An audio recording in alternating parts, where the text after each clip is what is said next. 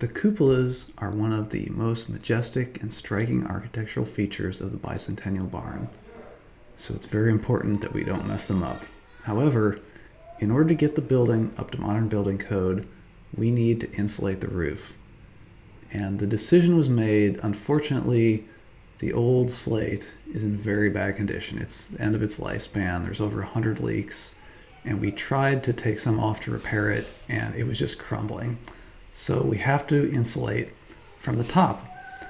And in order to do that, we're going to have to add some thickness to this roof. So here's an image of my structural engineer's drawing of how the cupolas are going to be attached to the roof.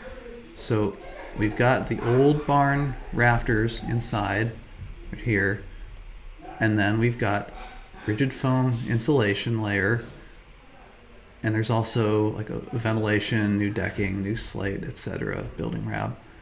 And all this assembly adds some thickness, about 9.5 inches in fact. So what does that mean for our cupolas?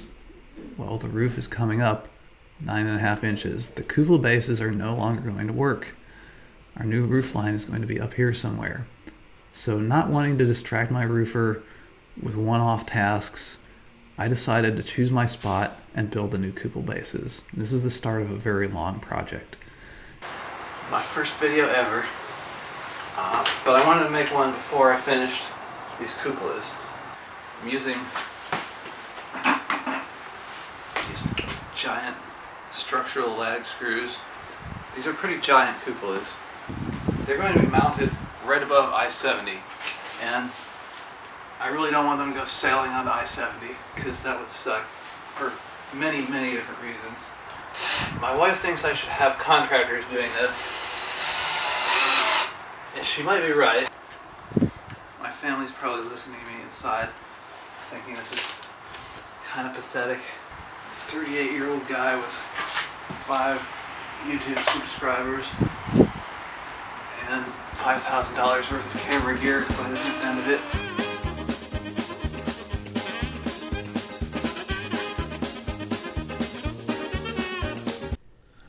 Ta-da!